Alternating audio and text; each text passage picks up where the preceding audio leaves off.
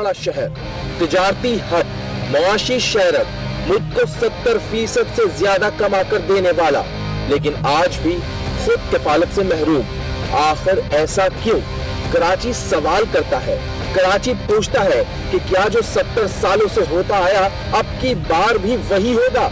मेरे मसाइल कौन हल करेगा? सड़कें टूटी फूटी, पब्लिक ट्रांसपोर्ट है नहीं, नालों में भरा है सिर्फ गंद, सफाई का कोई इंतजाम नहीं, कचरा मुंह चढ़ाता है, मेगा प्रोजेक्ट मुकम्मल नहीं होते, नौजवान है बेरोजगार, तालीम और सेहत है पीछे, पानी है नापैद, चाइना कटिंग और स्ट्रीट क्राइम का है राज। कराची सवाल करता है, क्या इस बार भी ऐसा ही होगा? क्या तब्दीली सरकार कोई तब्दीली लाएगी या पीटीआई ने जो दिखाए थे ख्वाब वो रह जाएंगे महज ख्वाब? क्योंकि 100 दिन में शहर के लिए बेहतर इंतजामात, सिक्योरिटी इंफ्रास्ट्रक्चर, घरों की तामीरात, ट्रांसपोर्ट, सॉलिड वेस्ट मैनेजमेंट और पीने के साफ पानी की सहूलियात देने का वादा किया था, पर 2.5 माह गुजरने को है, आज तक सिर्फ तसल्लियों के सिवा कुछ कराची को मिला नहीं। जी हां, कराची पूछता है कि क्या इस बार भी ऐसा ही होगा? अस्सलाम वालेकुम, मैं हूं इमरान सुल्ताना और आप देख रहे हैं प्रोग्राम तब्दीली का सफर 100 डेज एजेंडा। कराची को पैकेज तो दूर की बात, वजीर आजम इमरान खान ने अपनी ही जमात के कराची से मुंतखब अरकान असेंबली को तकरीबन 2.5 माह बाद वक्त दिया और उनके दुखड़े सुने और अपनी सुनाई। बजाय ठोस इकदाम के वजीर आजम ने अरकान को कुछ मजीद वक्त का लॉलीपॉप थमा दिया। वजीर आजम इमरान खान का कहना है कि मुश्किल हालात में हुकूमत संभाली, चंद माह में तब्दीली नजर आएगी। क्या 100 डेज एजेंडा में पाकिस्तान के मेगा सिटी कराची शामिल नहीं? कराची के मसाइल जूं के तू रहेंगे, कोई इस पर बात नहीं करेगा। इमरान खान ने अरकान असेंबली को हिदायत की कि अवाम के दुख दर्द में शरीक हों। मीटिंग से खबर आई कि गवर्नर सिंध ने कराची के लिए बनाई गई टास्क फोर्स के हवाले से वजीर आजम को आगाह किया, लेकिन एग्जैक्टली क्या बात हुई ये खबर बाहर ना आ सकी। आखिर मीटिंग में क्या हुआ, अरकान ने वजीर आजम और इमरान खान ने अरकान को क्या कहा, ये जानने के लिए हमारे साथ इस वक्त मौजूद हैं आज की मीटिंग में मौजूद तहरीक इंसाफ के रुकन कौमी असेंबली रमेश कुमार साहब, और हमें ज्वाइन किया है ब्यूरो चीफ कराची रफत सईद ने। इसके अलावा टेलीफोन लाइन पे हमारे साथ मौजूद हैं सीनियर सहाफ़ी और तज्ज़ियाकार मज़हर अब्बास साहब। आप तीनों हज़रात का बहुत बहुत शुक्रिया। नाज़रीन, आप भी आज के इस प्रोग्राम का हिस्सा बन सकते हैं, फ़ोन उठाएं और कॉल मिलाएं और कराची की आवाज़ वज़ीर आज़म इमरान खान तक पहुँचाएं। सबसे पहले रमेश कुमार साहब की तरफ चलेंगे। रमेश साहब, बताइएगा कि आज की मीटिंग में हुआ क्या? आज 2.5 माह बाद प्राइम मिनिस्टर आपके पास पहुंचे यहां पर। है, शुक्रिया। पहली चीज मैं आपको ये क्लियर करूं, 2.5 माह की बात नहीं है। खान साहब के साथ जब भी मुलाकात होती है हफ्ते में 10 दिन में, और उनकी पहली प्रायोरिटी कराची होती है, चाहे पाकिस्तान क्वार्टर का मैटर हो, चाहे एम्प्रेस मार्केट का मैटर हो, चाहे कहीं कोर्ट के हवाले से बात हो। मुझे तो हर वक्त खान साहब का तवज्जो है, पूरे पाकिस्तान में अगर खान साहब का तवज्जो अगर नज़र आता है तो वो सबसे ज़्यादा कराची के ऊपर नज़र आता है। आज की जो मीटिंग हुई, उस मीटिंग के अलावा भी जब भी मीटिंग होती है, अभी कुछ दिन पहले भी जब मीटिंग हुई थी पार्लियामेंट्री पार्टी की, तब भी उन्होंने डिस्कस किया, मगर आज तो स्पेशली कराची के हवाले से डिस्कस हुआ। और 5-10 मिनट मैंने बात की, 10 मिनट इमरान इस्माइल साहब ने बात की, और सब ने जो है तो बात क्या हुई सर, क्या रहा आज की मीटिंग में, ये जरा बताइएगा, क्या बातें हुई आज की मीटिंग में? देखिए, पहली चीज़ तो इमरान इस्माइल ने बताया कि गवर्नर साहब ने कि ये चीज़ें हैं जो खान साहब की प्रायोरिटीज़ हैं, ये सेवरेज के हवाले से हम कर रहे हैं, ये हमारी लॉन्ग टर्म पॉलिसी है, ये शॉर्ट टर्म पॉलिसी है, और जो एम्प्रेस मार्केट में जो हो रहा था वो भी हवाले से डिस्कस हुआ, कोर्ट मैटर्स भी डिस्कस हुए। थर के हवाले से मैंने ब्रीफिंग दी कि थर के हालात क्या हैं, सुप्रीम कोर्ट क्या चाह रही है, और उसकी मैंने टोटल थर की ब्रीफिंग दी।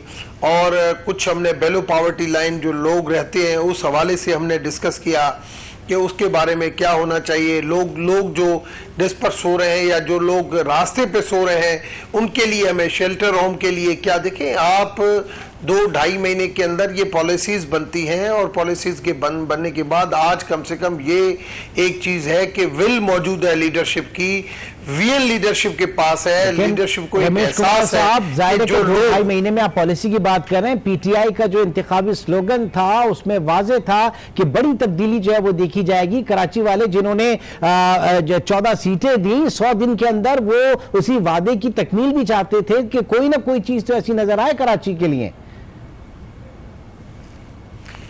हाँ, मुझे ये बताएं कि खान साहब का जो दौरा हुआ था उसके अंदर उन्होंने सीवरेज के हवाले से, कराची के मेगा प्रोजेक्ट के हवाले से बात की थी। अब बात ये है कि हम ये चाह रहे हैं कि कभी भी ऐसी कोई चीज़ नहीं हो जिसके ऊपर ट्रांसपेरेंसी के हवाले से पीटीआई की गवर्नमेंट के ऊपर उंगली उठे। अच्छा। क्योंकि मेयर की जो वहाँ से एक अंडरस्टैंडिंग है जो एमएनएस के साथ वो इतनी नहीं है, क्योंकि हमारा इत्तेहाद जो एमक्यूएम के साथ था और है उसकी मेन ये था कि अगर सिंध गवर्नमेंट अगर काम नहीं करती हमारे साथ तो कम से कम हम जो लोकल गवर्नमेंट है उनके साथ मिलके काम करें। मगर आज मुझे देखने में आ रहा है कि हम एक टास्क फोर्स बना रहे हैं और उस टास्क फोर्स के थ्रू उसमें 2 जो है वो नाम भी आज बताया कि 2 और भी मेंबर हमने उसके अंदर इंक्लूड किए हैं कि उस टास्क फोर्स के थ्रू हम वहाँ पे काम करेंगे। चाहे कराची के हवाले से, चाहे हैदराबाद के हवाले से, यूनिवर्सिटी के हवाले से बात हुई कि हम 3 जो है वो इंटरनेशनल लेवल की यूनिवर्सिटी बनाना चाह रहे हैं, जिसमें एक यूनिवर्सिटी जो है वो हमें सिंध के अंदर बनानी है और उसका फोकस हम सोच रहे हैं कि हैदराबाद में रखें। तो ये चीज़ें हैं जो पॉजिटिवली डिस्कस हुई है। और माइनॉरिटीज के हवाले से सबसे ज्यादा non Muslim community, specially Diwali को जिस तरीके से आज प्राइम मिनिस्टर साहब रमेश साहब उस पॉइंट के ऊपर भी आपसे जरा मजहर अब्बास साहब से भी बात करना चाहेंगे। मजहर साहब, कराची के मामले पर हम देख रहे हैं कि फेडरल गवर्नमेंट, प्रोविंशियल गवर्नमेंट और लोकल बॉडी एक पेज पर एक हार्मनी जो है वो नजर नहीं आ रही। अगेन उसके ऊपर भी एक टास्क फोर्स। तो ये क्या कोई बज़ाहिर रिफ्ट नजर आ रही है? वोट ले लिए लेकिन पार्टी डिलीवर नहीं कर पा रहे, क्या इशू क्या बड़ा देख रहे हैं मजहर साहब? देखिए, मैं तो अब इंतजार कर रहा था कि रमेश कुमार कुछ ये बताएं कि आज फैसला क्या हुआ है, क्योंकि जो ये बता रहे हैं ये तो वो चीजें हैं जो चलती आ रही हैं। अब आज की मीटिंग के बाद भी 2.5 महीने बाद भी अगर एक टास्क फोर्स भी बनानी है तो इसका मतलब ये है कि कराची में कोई ठोस चीजें नहीं आई हैं। एम्प्रेस मार्केट की बात की, एम्प्रेस मार्केट से इसका कोई ताल्लुक ही नहीं है। एम्प्रेस मार्केट सुप्रीम कोर्ट ने टेकअप किया हुआ है। इंक्रोचमेंट के हवाले से जो ड्राइव लॉन्च की हुई है वो सुप्रीम कोर्ट के फैसले के मुताबिक हुई है। और उसमें फेडरल गवर्नमेंट इस वक्त, हाँ, क्या आज तो ये फैसला हुआ कि जी सर्कुलर रेलवे इतने अरसे में चलानी है हमने, क्या ये आज फैसला हुआ कि फेडरल गवर्नमेंट इतनी बसेस देगी, इतनी ट्रांसपोर्ट देगी? जो अभी बातें हुई हैं और जो अभी रमेश साहब कह रहे थे और उनकी बात से मुझे अंदाजा हुआ, सीवरेज लाइन का मसला है, पानी का मसला है, ये लॉन्ग टर्म मसले हैं। ये अगले 2-3 सालों में अगर हो जाए तो बड़ी बात है, क्योंकि इसमें बहुत सी कॉम्प्लिकेशंस हैं। दूसरी, खुदा के लिए कराची में अगर आपने शेल्टर होम्स बनाने शुरू कर दिए तो कराची में तो 50% आबादी इसी तरीके से रहती है, तो आप कितने शेल्टर होम्स बनाएंगे? कराची में आधी आबादी कच्ची आबादियों में रहती है, तो आप कितने शेल्टर होम्स बनाएंगे?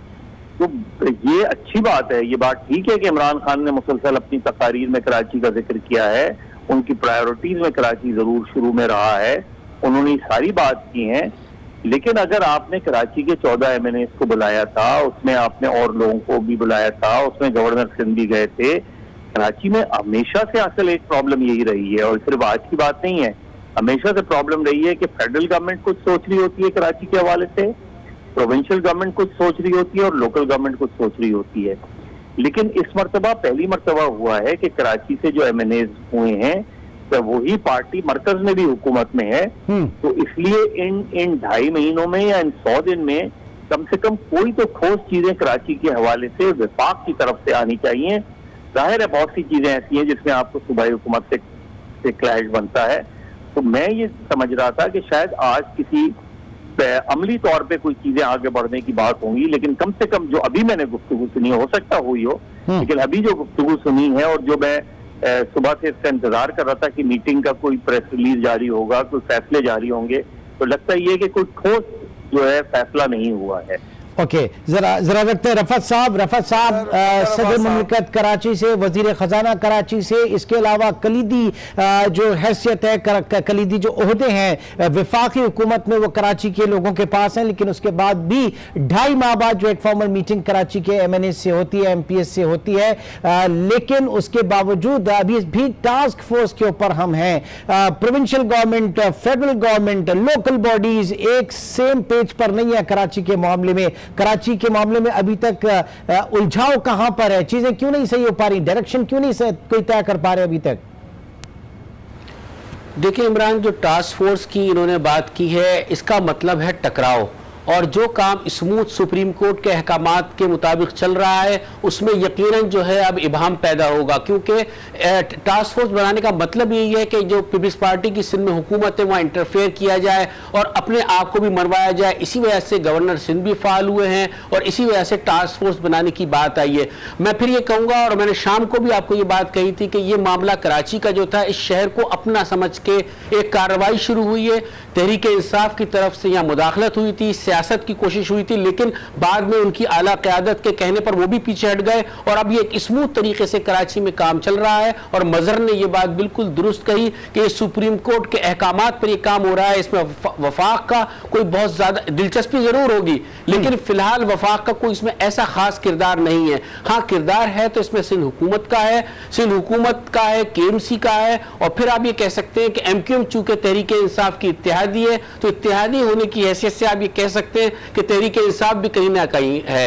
ये शहर सबका है, अगर इसमें सियासत की गई तो ये सारे मामला बिगड़ जाएंगे। और आपने ये देखा कि आज जो एक कार्रवाई का वाटर कमीशन के अहकामात पर जो कमर्शियल इमारतों वाला काम शुरू हुआ है कि वहां पर कमर्शियल जो रिहायशी इलाकों में कमर्शियल काम हो रहा था उस पर कदगल लगाई गई है, वहां पर उसे सील किया गया है। ये भी एक अच्छा इकदाम है। अगर ये स्मूथ तरीके से हो गया तो ये वापस कराची बहाल होगा, वही कराची जो माजी में पुरअमन कराची था वो बहाल होगा, खूबसूरत कराची निखर कर सामने आएगा। और मैं रमेश कुमार साहब से कहूंगा कि इस सिलसिले में तहरीक इंसाफ को चाहिए कि वो पीपल्स पार्टी की मदद करे और जितने स्टेक होल्डर है इस शहर के वो मिलकर चले तो ये शहर बेहतर हो सकेगा। रमेश कुमार साहब, तख्ता मश्क ना बनाया जाए कराची को, टास्क फोर्स दर टास्क फोर्स जाहिर है कि वो एक दूसरे की जुरिस्डिक्शन के अंदर आके जो है वो प्रॉब्लम क्रिएट कर सकते हैं। क्या इस चीज का इदराक कर रहे हैं आप लोग कि आगे सूरत हाल जो है वो खराब हो सकती है? और पहली चीज तो ये कि प्राइम मिनिस्टर जब आया था तब भी उन्होंने ये कहा था कि शॉर्ट टर्म और लॉन्ग टर्म हमें एक मैप दिया जाए प्रोविंशियल गवर्नमेंट की तरफ से, तो हम म्यूचुअल ग्रांट के थ्रू हम काम करें मिलके। मगर प्रोविंशियल गवर्नमेंट का इतना इंटरेस्ट अभी तक उस लेवल पे नज़र नहीं आ रहा है। आप बिल्कुल सही बात करें कि वाटर कमीशन को इंटरेस्ट लेना पड़ता है, थर के ऊपर भी, सुप्रीम कोर्ट के ऊपर भी, एनक्रोचमेंट के ऊपर भी जो है वो ऐसे ही कोर्टों को अहकाम देने पड़ते हैं। कमर्शियल जो है वो चीज़ें यूज़ हो रही है रेजिडेंशियल इलाके में, वहाँ पे वाटर कमीशन जो वो काम करे। तो मुझे बताएं कि प्रोविंशियल गवर्नमेंट कहाँ देखने में आ रही है? आप हॉस्पिटलों के अंदर भी जो जिस किस्म की अभी तक अद्वियात परचेज नहीं की गई है, तो ये या स्कूलें जो है इतनी बंद पड़ी हैं, आज इतने थर के अंदर बच्चों की मौत हो रही है, 70 लाख थर के अंदर जानवर हैं, 7 लाख जो है वो वेटरनरी डॉक्टर है, तो हर चीज के अंदर फकदान है। तो प्रोविंशियल ऑटोनॉमी के खिलाफ तो हम नहीं जा सकते, मगर फिर भी जहां तक अप्रोच हमारी होती है, हम फेडरल अपने इदारों को यूज करते हुए हम चाहते हैं कि कराची का जो एक मैंडेट मिला है हमें, और उस कराची के मैंडेट के ऊपर जो है वो हम अवाम के जो मसले मसाइल या अवाम के जो लेकिन रमेश साहब पहले ये डिसाइड कर लिया कि जाहिर है कि आप कह रहे हैं कि सूबाई हुकूमत नजर नहीं आ रही, अगर सूबाई हुकूमत इंटरेस्ट नहीं ले रही तो क्या ये तय है कि आप फिर जो इंटरवीन करेंगे और एक पैरेलल गवर्नमेंट चलाएंगे बजाय इसके कि बल्दियाती हुकूमत और एक अच्छी इक्वेशन बने? नंबर 1। नंबर 2, आज भी मीटिंग में जो है आप टास्क फोर्स बना रहे हैं, आज पॉलिसीज के ऊपर बात हो रही है, तो ये बहुत लेट नहीं हो रही चीजें? कितना इंटरेस्ट आपका है कि अगर आप पॉलिसीज आज आप दी जा रही हैं, अपनी ऑब्जर्वेशंस आज दी जा रही हैं? एक तो ये कि लोगों की और मीडिया की एक्सपेक्टेशन बहुत ज्यादा है खान साहब के ऊपर के। सही है, 100 डेज आप ही ने एक्सपेक्टेशन दी थी ना, आप और वो जो 100 डेज आप ही लोगों ने दिया था एक्सपेक्टेशन। मैं समझता हूं प्रैक्टिकली विल मौजूद है, मगर विल के साथ जो टाइम दरकार होता है, वो टाइम चाहिए। आदमी चाहता है जो जिसकी ख्वाहिश जो कि अपने अवाम को इस तरीके से रोडों के ऊपर सोता हुआ नहीं देख सकता, इस वजह से उसकी सोच जरूर ये होती है। मगर जब उसको मजहर अब्बास जैसे काबिल बंदे बताएंगे कि भाई यहाँ से इतने शेल्टर होम का मसला हो जाएगा, ये इतनी कच्ची आबादियां हैं, तो फिर उन चीजों को दोबारा रिव्यू में डाला जाना पड़ता है। क्योंकि प्राइम मिनिस्टर साहब इमरान खान की ये पहली हुकूमत है यहाँ पे फेडरल में। इस वक्त जो दूसरे जो लोग थे वो इन मराइल से गुजर चुके थे, मगर आज कम से कम जब विल मौजूद है तो वीएन के लिए टीम चाहिए और टीम इसके ऊपर काम कर रही है। कराची को स्पेशल फोकस किया गया है। अगर नजीब हारून है तो उसको भी इन चीज़ों का पता है, इमरान इस्माइल वहाँ से है, अली जैदी वहाँ से है, सारे लगे हुए हैं। मैं समझता हूँ कि थोड़ा इंतजार करें। तो इसी बात का तो सर ये इंतजार सारा ये था कि बड़े बड़े नाम कराची से हैं, तो फिर कराची में वो बदलाव क्यों नहीं है? जो कराची ने मैंडेट दिया वो मैंडेट क्यों नहीं इस वक्त कराची का जो है वो देखने में आया? मजहर अब्बास साहब, इस वक्त बात की जा रही है कि अगर आप जैसे लोग कुछ इश्यूज उजागर करेंगे तो उसको नजरसानी इसके ऊपर की जाएगी। इसका मतलब है कि अभी तक अपना कोई जामे और मौसर थिंक टैंक नहीं है, इधर उधर से पता चलेगा तो उसको रिकंसिडर किया जाएगा। मजहर साहब नहीं, ये गलत आप कह रहे हैं, ये गलत कह रहे हैं, ये गलत कह दिया। बहुत सी चीजें ये गलत कह दी। देखिए मजहर अब्बास जैसे काबिल जो सहाफी हैं, और मैं समझता हूं मैं हमेशा मजहर अब्बास को सुनता रहता भी हूं, और रिपोर्ट कार्ड के अंदर भी अगर मैं कभी सुनता हूं तो मजहर अब्बास सर मजहर अब्बास जैसे लोग ही हमें आपकी थिंक टैंक में भी चाहिए, हमें आपकी तरफ भी उतने ही काबिल लोग हम तवक्का कर रहे हैं कि होंगे। ये मैं कहना चाह रहा था। जी मजहर साहब से जवाब लेते हैं। मजहर साहब प्लीज। सिर्फ देखिए to be fair with PTI और उनकी वफाकी हुकूमत, देखिए यहाँ से एमएनए मुंतखब हुए हैं लेकिन उनकी हुकूमत बहरहाल वफाक में है, और वफाकी हुकूमत को अपने दायरे में ही रह के काम करना है। वो सपोर्ट कर सकते हैं लोकल गवर्नमेंट को, वो सपोर्ट कर सकते हैं प्रोविंशियल गवर्नमेंट को। जो वफाकी प्रोजेक्ट्स हैं उसमें वो ज़्यादा इंटरेस्ट ले सकते हैं। जो सर्कुलर रेलवे, मैं सिर्फ वो ये करूँगा कि सर्कुलर रेलवे बहुत ज़रूरी है। कराची के बड़े मसाइल में एक बड़ा मसला ट्रांसपोर्ट का है, जिसको जो है बहुत ही जल्द से जल्द वो होना चाहिए। इसमें कोई बहुत लंबी रॉकेट साइंस की जरूरत नहीं है, ये कोई लॉन्ग टर्म प्रोजेक्ट नहीं हो सकते। एक मरतबा आपने कराची में एक बेहतर ट्रांसपोर्ट अगर लानी है, कराची में जिस तरह इंक्रोचमेंट के खिलाफ इस वक्त ड्राइव चल रही है, और बदकिस्मती से ये जो सदर में जो इस वक्त काम हो रहा है उसमें पीटीआई के कुछ एमपीज और एमएनए रुकावट डाल रहे हैं, रोकने की कोशिश की है। उन्होंने एतराज शुरू कर दिया उसके ऊपर विदाउट रियलाइजिंग कि जी ये साल से आप तसव्वुर करें कि अगर कोई 1100-1200 के करीब दुकानें तोड़ी गई हैं जो गैर कानूनी तौर पे थी, तो इतना गैर कानूनी काम साल से हो रहा था।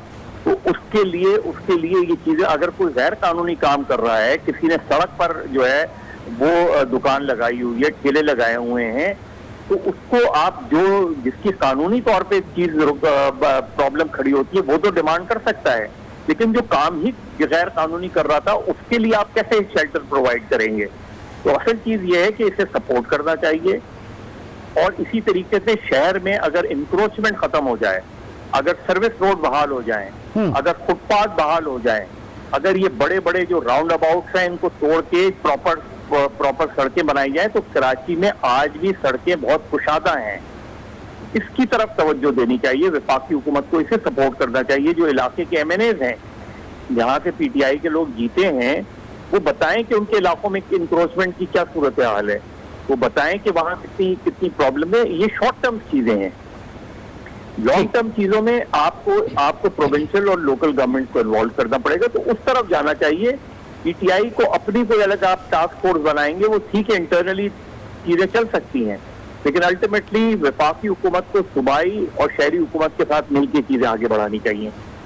जफर अब्बास साहब आपका पॉइंट है। रफत सईद, इस वक्त जो बात की जा रही है कि अपने अपने डोमेन में रहकर जो आईनी और इख्तियारात है उनमें रहकर काम करना चाहिए, लेकिन इस वक्त बज़ाहिर ऐसा आइडियल सिचुएशन नजर नहीं आ रही। सिंध हुकूमत जो है उसके अपने इश्यूज हैं, प्रॉब्लम है, और बारहा वो कह रही है कि उसके मैंडेट में, उसके जुरिस्डिक्शन में जो है वो इंटरफेयर किया जा रहा है। इसी तरीके से जो हमारी लोकल बॉडीज हैं उनके पास भी इख्तियारात की कमी है। ये इक्वेशन कैसे बनेगी? आएगी, कब ये रियलाइज करेंगे कि इसको सही सिमत में आगे लेके चलना है? मसाइल तो हल हो जाएंगे लेकिन कम से कम डायरेक्शन सही हो, लाइन ऑफ एक्शन सही हो। देखिए इमरान, विंडो खोलना पड़ेगी, बातचीत का रास्ता खोलना पड़ेगा। वफाक दूर रहकर ये काम नहीं कर सकता। वफाकी वज़रा वहां से आते हैं, वजीर इत्तलात भी यहाँ पर आए थे, उन्होंने चीफ मिनिस्टर से मुलाकात तक नहीं की। तो मेरे ख्याल में अगर रास्ता नहीं खोलेंगे मुलाकात का, बातचीत का, एक दूसरे से खिंच कर रहेंगे, तो मेरे ख्याल में मसला हल होने वाला नहीं है। और मुझे लगता यह है कि पीटीआई इंतजार कर रही है इस शहर में जब बल्दियाती इंतखाबात होंगे, उसके बाद अगले उस मरहले का इंतजार कर रही है। उस वक्त तक इसी किस्म की माजराई इनको सूट करती है तहरीक इंसाफ को कि उसके बाद ही, क्योंकि एमक्यूएम में इतना दमखम बाकी नजर नहीं आता कि वो अब आइंदा मुस्तकबिल में वो कराची शहर की बल्दिया जो है कि इसका इंतजाम संभाल सके। तो मेरे ख्याल में तहरीक इंसाफ इस बात का इंतजार कर रही है और मेरे वजीर आजम इमरान खान को आगे बढ़ना चाहिए और सिंध हुकूमत को इस मामले में जो भी इक़दाम इस शहर की बेहतरी के लिए हो सकते हैं उसमें सिंध हुकूमत के साथ ताउन भी करना चाहिए, बातचीत भी करना चाहिए। रमेश कुमार साहब ने एक बात बहुत ठीक कही कि बहुत सारी जिम्मेदारियां सिंध हुकूमत की भी हैं, सेहत और तालीम के हवाले से वो उस मेयार पर पूरा नहीं उतर रहे हैं। अगर वो उस जानिब तवज्जो दें तो बेहतर है। सिंध के अस्पतालों की और स्कूलों की सूरत हाल नहायत मखदूश और ख़राब है। सरकारी स्कूलों की हालत यहाँ पर आप कराची शहर में भी देख लें तो बहुत ख़राब है। सारी तवज्जो सिंध हुकूमत की प्राइवेट स्कूलों पर है। तो मेरे ख्याल में अगर इन चीज़ों पर तवज्जो दी जाए और मिलकर काम किया जाए तो आने वाले दिनों में ये शहर बहाल हो सकता है। मैं फिर कहूँगा बेहतर हो सकता है। इस शहर की एक ऐसी पिक्चर बना दी गई थी कि इस शहर में ऐसे कत्ल व गारतगरी होता है, खौफ होता है, जराइम हर शहर में होते हैं, खाली कराची में ही नहीं होते, लेकिन कराची की पिक्चर ऐसे पेंट की जाती है जैसे यहाँ पर जराइम पेशा अफराद रहते हो। मेरे ख्याल में इस सबको मिलकर सबसे पहले मरहले में इस शहर के तकद्दुस को, इस शहर की शनाख्त को बहाल करना चाहिए और उस सिलसिले में जो इमारतों जो सड़कों की सफाई हो रही है, पथारे हटाए जा रहे हैं, इससे कराची शहर वापस वो कराची सामने आएगा जो माजी में हुआ करता था। ठीक है, बिल्कुल होना चाहिए। इस शहर की शनाख्त जो है वो बहाल होनी चाहिए। इस शहर में इस वक्त जो एंटी इंक्रोचमेंट ड्राइव जो पूरी चल रही है यकीनी तौर से वो इतना हौसला देगी कराची वालों को कि वो अपने आप को बदलें। लेकिन इस तमाम बात ये उठाई जा रही है कि खुद पीटीआई के अरकान जो है वो भी इसकी मुखालफत कर रहे हैं। ये सूरत हाल जो है कहीं से भी हौसला अफजा नहीं है। एक छोटा सा ब्रेक के बाद मौजू को यहीं से आगे बढ़ाएंगे।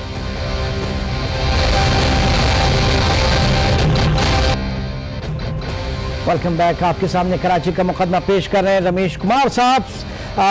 अब सूरत हाल इस वक्त ये बन रही है कि आपकी जमात को बल्दियाती इदारों के चलाने का तजर्बा है नहीं, तजर्बा एमक्यूएम के पास है, लेकिन एमक्यूएम के पास अब इतना दमखम नहीं है। तो ये आधा तीतर आधा बटेर, इससे अगेन अंदेशा यह है कि नुकसान जो है वो कराची को होगा। अब इस वक्त जो ड्राइव चल रही है तजावुजात के खिलाफ, उसमें पीपल्स पार्टी और एमक्यूएम एक पेज पे नजर आ रही है, लेकिन बात यह हो रही है कि आपकी कुछ अरकान जो है वो इसकी शायद दबे लफ्जों में मुखालफत भी कर रहे हैं। क्या कहेंगे रमेश कुमार साहब? आज ये बात हुई थोड़ी बहुत मीटिंग के अंदर कि जो लीगल जो कुछ प्रॉपर्टीज हैं उनको भी एनक्रोचमेंट के तौर पर हटाया जा रहा है, इलीगल को बिल्कुल हटाया जाए लीगल के साथ। तो उसके लिए हमने ये सोचा है कि हम अगर कोई ऐसी लीगल प्रॉपर्टीज़ हैं जिसके साथ कोई ऐसा जुल्म हुआ है तो बिल्कुल हम उनसे कोऑपरेट करेंगे। और आज मेरे ख्याल में सिंध गवर्नमेंट ने भी कि ये कहा है कि जो लोग इतने अरसे से रहे थे और वो डिस्पर्स हुए हैं तो उनके लिए भी कुछ सोचा जाए। मैं समझता हूँ कि ये जो माजी में इतने अरसे से एमक्यूएम भी 2002 से हुकूमत में रही और लोकल बॉडीज भी इनके पास रही, मगर कभी इन्होंने भी इस चीज़ के ऊपर तवज्जो नहीं किया। ये आज जो वसीम अख्तर साहब बार बार टीवी के ऊपर आके और कहते हैं मैं ये करूँगा वो करूँगा, और ये सुप्रीम कोर्ट के अहकामात के ऊपर ये चीज़ें हो रही है और हम इनको जो है वो रेस्पेक्ट करते हैं। मैं समझता हूँ एनक्रोचमेंट कराची क्या मगर एंटीरियर सिंध हो या पंजाब पाकिस्तान का कोई भी कोना हो वहाँ पे नहीं होना चाहिए। रूल ऑफ लॉ की बात होनी चाहिए, गलत चीज़ को गलत कहना चाहिए और वो उसके हम हक में कभी नहीं है। जो आप कहते हैं कि भाई पीपल्स पार्टी और एमक्यूएम, दोनों एमक्यूएम और पीपल्स पार्टी तो मादी में भी हुकूमत में ही रहे हैं। ये वो चीज़ें हैं। पीपल्स पार्टी आपने देखा कि लॉ एंड ऑर्डर की सिचुएशन ख़राब थी, फेडरल गवर्नमेंट की जब विल थी कि लॉ एंड ऑर्डर को बेहतर करना है कराची में, तो 2013 में मियाँ साहब और जो एस्टेब्लिशमेंट थी उसके इंटरेस्ट के बाद वो प्रोविंशियल गवर्नमेंट भी एक्टिव हो गई।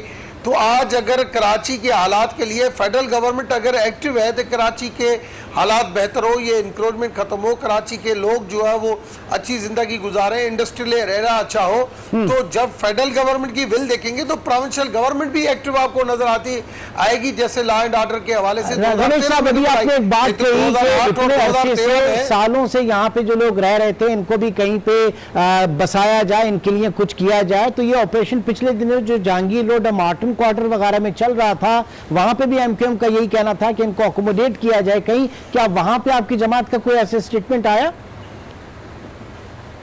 मैंने ये नहीं कहा अकोमोडेट, मैंने कहा कि सिंध गवर्नमेंट इसके ऊपर सोच रही है कि जो लोग इतने अरसे से रह रहे थे, जो डिस्पर्स हो गए हैं, उनके लिए कुछ सोचें। हाँ। हम ये जरूर सोच रहे हैं कि अगर कोई लीगली रह रहा था, उसके साथ अगर कोई ज्यादती हुई है तो कम से कम उसका अजाला होना चाहिए, उसके साथ ज्यादती नहीं होनी चाहिए कि उसने पीटीआई को वोट दिया है इस वजह से उसके साथ ज्यादती किया जाए। ठीक, मगर अब्बास साहब ऊपर एतमाद किया है तो कभी भी कराची की आवाम को ऐसे बेदराफ्ता नहीं छोड़ा जाएगा, कराची की आवाम के साथ रहा जाए। जो यही कराची की आवाम यही चाहती है। ऐसे कभी नहीं होगा कि लोकल बॉडीज का हम इंतजार करें। लोकल बॉडीज की इलेक्शन विन करनी है अभी अगर नेक्स्ट इलेक्शन। लेकिन बुनियादी मसाइल जो हैं, क्या अब कराची के लोग इसका इंतजार करें, बल्दियाती इंतखाबात का इंतजार करें पानी के लिए, कचरे को हटाने के लिए? मजहर अब्बास साहब, ये सूरत हाल कहां जाती बनती नजर आ रही है? ज़ाहिर है कि लोकल बॉडीज इलेक्शन और उसके बाद जो एक इक्वेशन फॉर्म होगी वो क्या होगी कराची के लिए? देखिए, पहली चीज तो ये कि ये आपको भी और पीटीआई वालों को भी ये कहना छोड़ देना चाहिए कि जी हमें तजुर्बा नहीं है। देखिए, इनको कई जमातों का तजुर्बा है। हाँ। पीटीआई में तकरीबन हर जमात के लोग शामिल हैं जी। तो तजुर्बे के लिहाज से तो इंतहाई तजुर्बेकार हुकूमत है, जहाँ PMLQ भी है, जहाँ PMLN भी है, जहाँ पीपल्स पार्टी भी है, जहाँ MQM भी है। ये या तो कोई उनके इत्तेहादी हैं या उनकी पार्टी के हिस्सा हैं, तो ये चीज नहीं है। दूसरी बात जो है, देखिए, कोई अगर कानूनी तौर पे था तो यहाँ तो कानूनी पेपर बनाने में कोई कुछ नहीं जाता। जो अगर कानूनी पेपर बनाए गए हैं, किसी के पास कानूनी वो है, अव्वल तो इलीगल इंक्रोचमेंट के खिलाफ ये ड्राइव थी। तो अगर उसमें लीगली कोई इफेक्ट हुआ है तो वो उसको देखना पड़ेगा कि इसको लीगल पेपर्स कैसे मिले हैं। इस शहर में आप चले जाएं, इस शहर में जितनी इमारतें खड़ी हुई हैं उन सबके पास कानूनी पेपर्स मौजूद होंगे, लेकिन क्या कानूनी तौर पे उसको वहां बिल्डिंग बनाने की इजाजत थी या नहीं थी, ये बहुत अहम बात है। तो असल चीज ये है कि ये ख्याल दिल से छोड़ देना चाहिए। देखिए, परवेज मुशर्रफ के पीरियड में विफाक से बराह रास्त फंडिंग होती थी लोकल गवर्नमेंट को, तो लोकल गवर्नमेंट चलना शुरू हुई। उस जमाने में देख लें जो डेवलपमेंट हुई थी मुस्तफा कमाल के पीरियड में, वो मुस्तफा कमाल का क्रेडिट हो या उस वक्त की लोकल गवर्नमेंट का हो, लेकिन चूंकि डायरेक्ट जो है वो फेडरल गवर्नमेंट से प्रोविंशियल गवर्नमेंट से लोकल गवर्नमेंट, तो एक चेन बनी हुई थी। और यहाँ चेन जब बनती है तो उसमें काम शुरू हो जाता है। जब भी रुकावट बनेगी तो कराची इफेक्ट होगा, और ये बड़ी अच्छी बात है। देखिए, इंटरनेशनल यूनिवर्सिटीज बनाना छोड़ दें। जब तक आप प्रॉपर स्कूल्स नहीं बनाएंगे, जिसकी रफत ने भी इशारा किया था, सिंध में अच्छे गवर्नमेंट स्कूल्स बनाएं। सिंध में जो इमरान खान पेशावर की खैबर पख्तूनख्वा की बात करते हैं, तो आप तो गवर्नमेंट एजुकेशन को प्रमोट करें, आप तो पब्लिक एजुकेशन को प्रमोट करें। आप सोचें कि इन 7 से 8 हजार कच्ची आबादियां जो शहर में हैं, ये किस तरीके से इसको ट्रांसलेट करेंगे, आप किस तरीके से इनको लीगलाइज करेंगे, किस तरीके से इनको एक जो दीगर इलाके हैं उनके एट पार लेकर आएंगे। फिर दूसरा जो वफाकी हुकूमत कर सकती है, जो सबसे अहम बात है जो वफाकी हुकूमत कर सकती है, वो इस चीज को तय करे कि कराची अंडर वन अम्ब्रेला हो। कराची में कोई 34 की करीब सिविक एजेंसीज हैं, उनको वफाकी हुकूमत कोशिश करे कि वो कराची मेट्रोपॉलिटन कॉर्पोरेशन प्रॉपरली बने। और ये कराची मेट्रोपॉलिटन बनेगी, चाहे उसमें कैंटोनमेंट हो, चाहे DHA हो, चाहे KMC हो या दीगर वो हो, उसको कराची मेट्रोपॉलिटन के अंडर आना चाहिए। कराची की मेट्रोपॉलिटन पुलिस होनी चाहिए। ये वो काम है जो वफाकी हुकूमत सूबाई हुकूमत से मिलकर कर सकती है, और उसमें जो लोग इसकी मुखालफत करेंगे वो एक्सपोज होंगे। बिल्कुल इसी तरह वफाकी हुकूमत सिंध को जो NFT के हवाले से जो वो अवार्ड है, हाँ। और जो उनका राइट बनता है वो दें। तो मेरा ख्याल है बहुत से इश्यूज ऐसे हैं जिसको इमरान खान बड़े अच्छे अंदाज में, उनको चाहिए कि 1-2 दिन आके कराची में रुकें, कराची में देखें, सिर्फ ब्यूरोक्रेट से ना मिले, सिर्फ ब्यूरोक्रेटिक क्योंकि हर्डल्स होती हैं, ये वो उनको जो मौजूद शहरी हैं उनको मिला दिया जाता है, और वो पता नहीं वो साल से लिस्ट चली आ रही है। तो इमरान खान खुद आके जायजा लें कराची के इशूज का, तो उनको सही मानों में अंदाजा हो जाएगा कि कराची की प्रॉब्लम्स किस तरह हैं और उनको ब्रीफ किस तरह किया जाता है। रफत सईद साहब, कितना जरूरी है कि खान साहब आके और इस वक्त देखें, क्योंकि जाहिर है कि इतना बड़ा 180 डिग्री का चेंज अगर एडमिनिस्ट्रेटिव तौर पर कराची में डिमांड है तो वो खान साहब अगर खुद देखेंगे और समझेंगे तो मुमकिन हो पाएगा। सिर्फ ब्यूरोक्रेसी के उससे नहीं हो पाएगा, सिर्फ उन मखसूस लोगों के मिलने से नहीं हो पाएगा जो हर दौर में हर हुकूमत के साथ खड़े होते हैं। रफत साहब, देखिए, मगर ने बिल्कुल ठीक कहा, वज़ीर आज़म इमरान खान को अब यहाँ क़याम करना चाहिए, मियाँ नवाज शरीफ की तरह सुबह आके शाम को रवाना नहीं होना चाहिए। तो मेरे ख्याल में मामलात उससे संभलेंगे नहीं, और अगर वो यहाँ क़याम करेंगे तो बेहतर होंगे। फिर मैं एक बात इसमें ये कहूँगा कि इस कराची में जो ये सफाई हो रही है, जो इंक्रोचमेंट साफ़ हो रही है, इसमें हमें चीफ जस्टिस ऑफ पाकिस्तान का मरून मिन्नत होना चाहिए कराची के शहरियों को, और वो हैं भी, कि उनकी कोशिशों से ये हो रहा है। ये इतने साल तक मुस्लिम लीग नून भी बरसर इख्तिदार रही, पीपल्स पार्टी 2-3 मरतबा यहाँ सिंध में रही, किसी ने ये कोशिश नहीं की, और फिर उसमें सियासी मुदाखलतें आ जाती हैं जिसकी वजह से ये नहीं हो सका। फिर इस शहर को ख़राब करने में एक हाथ है सिंध बिल्डिंग कंट्रोल अथॉरिटी का। आप बताएं, जिस तरीके से इमारतों की तामीर होती है, अब जितनी कमर्शियल इमारतें में जो रिहायशी इलाके में कमर्शियल काम हो रहा है, ये सब सिंध बिल्डिंग कंट्रोल अथॉरिटी की वजह से हो रहा है। पहले ये बनने देते हैं, उसके बाद उसे तोड़ने पहुंच जाते हैं। उन इमारतों की जो मशरूम ग्रोथ हुई है, आप खालिद बिन वलीद रोड पर देखें, जो बंगले हुआ करते थे आज से चंद साल पहले, वहां 15-20 मंजिल इमारतें खड़ी हुई हैं। इंफ्रास्ट्रक्चर वही है, गटर लाइनें वही हैं, सड़कें वही हैं। आप बताएं शहर कहां जाएगा? तो मेरे ख्याल में वो इदारे जो इन चीजों को चेक करते हैं, देखते हैं, उन पर नजर रखनी चाहिए, और इस सिलसिले में वफाकी हुकूमत सिंध हुकूमत से बात कर सकती है। हाँ, अगर सिंध हुकूमत ताउन ना करे, फिर आप अब यकीनन अवाम में आए और आगे आकर ये बात करें। और फिर मैं ये कहूँगा कि मुकेश कुमार साहब, इनकी गुफ्तगू से एक बात एक और अंदाज, रमेश कुमार साहब की, कि वाकई बल्दियाती इंतखाबात का ही इंतज़ार कर रहे हैं कि वो किस तरीके से काम करेंगे। ना तजर्बेकारी की एक बात आएगी तो मेरे ख्याल में बल्दिया, जो हम 100 दिन की अब बात कर रहे हैं, तो बल्दिया जब बल्दियाती इंतखाबात हो जाएंगे उस वक्त भी ये 100 दिन मांग लेंगे। इस तरह काम नहीं चलेगा, मिलकर काम करें और शहर को बेहतर बनाएं। रमेश कुमार साहब, क्या यहाँ पर वक्त ही मांगा जाएगा? वक्त पे वक्त ये बताइए कि आज तो वजीर आजम ने भी कह दिया है अपने नुमाइंदों से, अपने जो आपके MNA MPs थे, आप लोगों से, कि कुछ वक्त दें और उसके बाद तब्दीली आएगी। तो ये तब्दीली हम कब देखेंगे? दूसरा, ये आपकी तैयारी कितनी है लोकल बॉडीज के इलेक्शन के हवाले से, डिलीवर करने के हवाले से? पहली चीज़ तो ये कि मैंने कभी नहीं कहा कि हम लोकल बॉडीज़ का, मैं समझता हूँ कि लोकल बॉडीज़ की इलेक्शन जीतने के लिए इस वक्त जो एक मैंडेट मिला है PTI को, उस मैंडेट के साथ जो हमने वायदे किए हैं आवाम के साथ, वो हमें पूरा करेंगे, तभी हम लोकल बॉडीज़ इलेक्शन जीत सकेंगे। हमारे पूरा हमें इस चीज़ का इल्म है, तो इस वजह से हम कोई लोकल बॉडीज़ का इंतज़ार नहीं कर रहे हैं। मगर यहाँ पे प्रोविंशियल ऑटोनॉमी को भी रखते हुए नज़र में, MQM के जो माजी के हालात हैं उनको भी रखते हुए नज़र में, कराची के लिए जो शार्ट टर्म और लॉन्ग टर्म पॉलिसीज़ जो हमने बना ली है और उसके ऊपर जो इम्प्लीमेंटेशन भी शुरू कर दिया है, उसके लिए आप देखेंगे कि 1 महीने के अंदर के क्या क्या चीज़ों को जो है वो हम फोकस कर रहे हैं, किस तरीके से हम आगे लेके जा रहे हैं। ये सेवरेज प्लांट की आपने बात की, इलेक्ट्रिसिटी का मैटर है, वाटर का मैटर है। वाटर के मैटर हम कहाँ, जो ये फेडरल गवर्नमेंट हमारी बार बार पानी के मसले के ऊपर बिलावल साहब के पास या चीफ मिनिस्टर के साथ बैठ रही है। परसों फैसल की स्टेटमेंट आई, कल चीफ मिनिस्टर की स्टेटमेंट है। ये ऐसे नहीं है, ताली एक हाथ से नहीं बचती है। हमें पता है कि प्रोविंशियल गवर्नमेंट का कंट्रोल अभी इस वक्त पीपल्स पार्टी के साथ है, और अगर हमें कराची की या सिंध के अवाम की खिदमत करनी है तो हमें उनकी कोऑपरेशन दरकार होगा। माजी में अगर लॉ एंड ऑर्डर की सूरत हाल भली फेडरल गवर्नमेंट की विल थी, मगर अगर प्रोविंशियल गवर्नमेंट अगर नहीं करती तो लाजमी इस तरीके से मिलके अच्छे तरीके से एक्शन नहीं होता।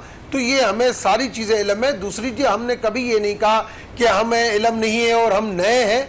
मैं समझता हूं कि PTI की गवर्नमेंट, अभी मैंने ये कहा है कि उनको 2-2.5 महीने आए हैं, और तो इस वजह से वो अपनी पॉलिसीज़ बना के, मदर अब्बास साहब ने मेरी बात को गलत समझा कि उन्होंने कहा कि डॉक्टर रमेश कह रहा है कि हम अभी नए आए हैं तो हमें थोड़ा टाइम दिया जाए। नए की बात नहीं है, मैं समझता हूँ कि जो इसकी विल मौजूद होती है, वीएन है, टीम है हमारे पास, और हम आगे बढ़ रहे हैं, मगर वक्त दरकार होता है हर काम के लिए, चाहे उसको शॉर्ट टर्म दिखे चाहे उसको लॉन्ग टर्म दिखे। विल और विजन पे और अज़म पे इसमें कोई शक नहीं कि किसी पे शक किया जा रहा है। यकीनन आपकी विल भी और आपका अज़म भी है, लेकिन तरीक़ेकार के हवाले से यहाँ पे बात उठ रही है। ज़ाहिर है कि जब सूबे का चीफ एग्जीक्यूटिव वजीर आला है तो ऐसे मौके पे गवर्नर का बहुत ज्यादा मुतारिक होना जो है वो उस कैंप में भी जो है इर्तियाश पैदा कर रही है। अगेन मजहर साहब की तरफ मैं चलूंगा। मजहर साहब एक फेडरल नुमाइंदा है जी, लेकिन इतने ज्यादा मुताबिक कि वो टास्क फोर्स बने, और फिर जो चीजें आप कह रहे हैं कि हम ये भी करेंगे हम वो भी करेंगे, तो फेडरल जो नुमाइंदा है वो तो उसका बड़ा महदूद फिर हो जाता है ना डोमेन। इमरान फिर एक गवर्नमेंट को एक टारगेट लेकर जाता है कि आप इन चीजों के ऊपर काम करें, मगर प्रोविंशियल गवर्नमेंट अगर किसी एक प्लानिंग के साथ अगर साथ में नहीं आती। जब गवर्नर हाउस में आए थे, प्राइम मिनिस्टर रुके थे, उन्होंने खिताब किया और उन्होंने कहा चीफ मिनिस्टर को कि आप इस तरीके से मेरे पास कोई सॉलिड एक लेके आए, प्रोग्राम लेके आए, शॉर्ट टर्म लॉन्ग टर्म, हम बैठ के कराची के लिए खिदमत करें। अगर तो वो नहीं आए क्या चीफ मिनिस्टर नहीं आए? क्या है मदर साहब कुछ नहीं, मैं रमेश से सिर्फ ये पूछना चाह रहा हूँ कि आज की मीटिंग में इन्होंने दूसरी तीसरी मरतबा ये कहा कि कुछ शॉर्ट टर्म कुछ लॉन्ग टर्म्स को छोड़ दें, वो मुझे पता है लॉन्ग टर्म्स क्या चीजें होती हैं और कितनी होती हैं। शॉर्ट टर्म क्या 2, 3, 4 बताएंगे कि क्या फैसले हुए, और फिर ये जो 14 MNAs हैं इन्होंने क्या तजावीज दी हैं, इनके पास क्या अपने प्लान्स हैं, क्योंकि डेवलपमेंट फंड्स भी होता है, हर MNA का अपना एक डेवलपमेंट फंड भी होता है। मुझे नहीं पता PTI की गवर्नमेंट की क्या पॉलिसी है, लेकिन क्या वो कोई डेवलपमेंट स्कीम्स ये 14 MNAs लेकर गए जिन्होंने PTI के MNAs हैं? और दूसरे ये कि 2-3 चीजें बता दें जो शॉर्ट टर्म, और शॉर्ट टर्म से मुराद क्या है। ठीक है जी रमेश कुमार साहब। देखिए, शॉर्ट टर्म के हवाले से जो बेसिक राइट्स के जो इश्यूज होते हैं, जिसमें इंफ्रास्ट्रक्चर आता है, स्कूल आते हैं, हॉस्पिटल्स आते हैं, जो बेसिक फैसिलिटी जो हर आम आदमी के लिए ज़रूरी होती है। शॉर्ट टर्म के हवाले से ये कि जैसे अब एक वेस्ट मैनेजमेंट का सिस्टम हो गया, पानी का सिस्टम हो गया, इलेक्ट्रिसिटी का सिस्टम हो गया, तो उसको कैसे कराची की इंडस्ट्रियल एरिया के जो प्रॉब्लम्स हैं उनके रिड्रेसल के लिए क्या करना चाहिए, मास ट्रांजिट पब्लिक ट्रांसपोर्ट के लिए क्या करना चाहिए, उन इश्यूज के ऊपर क्योंकि टाइम लगता है। मगर शॉर्ट टर्म में अगर अगर ये शॉर्ट टर्म बिल्कुल की आजादी होगी, अगर ये शॉर्ट टर्म है, इंफ्रास्ट्रक्चर शॉर्ट टर्म है, ये बातें तो एक तवील अरसे से सुनते चले, एक तवील अरसे से यही बातें सुनने में आ रही हैं। देखिए पिछली मरतबा रमेश साहब इन चीजों को ऐसे हाईलाइट किया गया, नहीं रमेश साहब इन चीजों को ऐसे हाईलाइट किया गया कि सारे पार्लियामेंटेरियन अपना जो अपने हल्के के अंदर जो प्रॉब्लम्स हैं उनके हवाले से वो अपनी लिस्ट दें। वो लिस्ट जो है वो हम बैठ के उसके ऊपर काम करेंगे कि जल्द से जल्द उसके रिड्रेसल के लिए कोई फंड का मसला नहीं है। फेडरल गवर्नमेंट के साथ भी, प्रोविंशियल गवर्नमेंट के साथ भी, उन इश्यूज के लिए प्रोविंशियल गवर्नमेंट के साथ भी हम बैठेंगे। जी हॉस्पिटल है, आज एक डिस्ट्रिक्ट की वसीम ने बात की कि हमारे वजीर आजम जब कराची आए थे पिछली मरतबा तो उन्होंने यहाँ कहा था कि कराची का मास्टर प्लान पेश किया जाए। ये कहा गया एक कमेटी कोई बनाई गई कि मास्टर प्लान तैयार करेगी, हालांकि कराची मास्टर प्लान मौजूद है। तो किसी को ये तौफीक नहीं हुई कि वो ये बताए कि कराची का मास्टर प्लान तो अभी कुछ साल पहले बना था, उस मास्टर प्लान को सामने, और अगर चले कोई आपने बना दी थी कमेटी तो उसने इन 2-2.5 महीनों में कराची का कोई मास्टर प्लान बनाया है, कुछ पेश किया है। जो चीजें आप बना रहे हैं, इंफ्रास्ट्रक्चर तो शॉर्ट टर्म होता ही नहीं है, इंफ्रास्ट्रक्चर तो लॉन्ग टर्म चीज होती है। दूसरी चीज ये जो पानी और सीवरेज की चीजें हैं, वो कोई स्पेसिफिक जगह हो तो अलग बात है, वरना ये भी एक लॉन्ग टर्म चीजें होती हैं। और बदकिस्मती से 30-30, 40-40 साल लग जाते हैं कराची जब प्लान किया जाता है। तो असल चीज ये कि शॉर्ट टर्म, हाँ ट्रांसपोर्ट है, तो ट्रांसपोर्ट के बारे में कोई ठोस चीज बताई गई, तो बस बाहर ऐसा लग रहा है कि अगर इंफ्रास्ट्रक्चर जो शॉर्ट टर्म है, स्कूल कॉलेजेस शॉर्ट टर्म है, तो जो लॉन्ग टर्म कराची के लिए फलस्तीन की आजादी होगा। बहुत बहुत शुक्रिया, क्योंकि प्रोग्राम में वक्त की कमी इस वक्त आड़े आ रही है। मजहर अब्बास साहब, रमेश कुमार साहब, रफत सईद साहब, आप तमाम हज़रात का बहुत शुक्रिया। प्रोग्राम में इस वक्त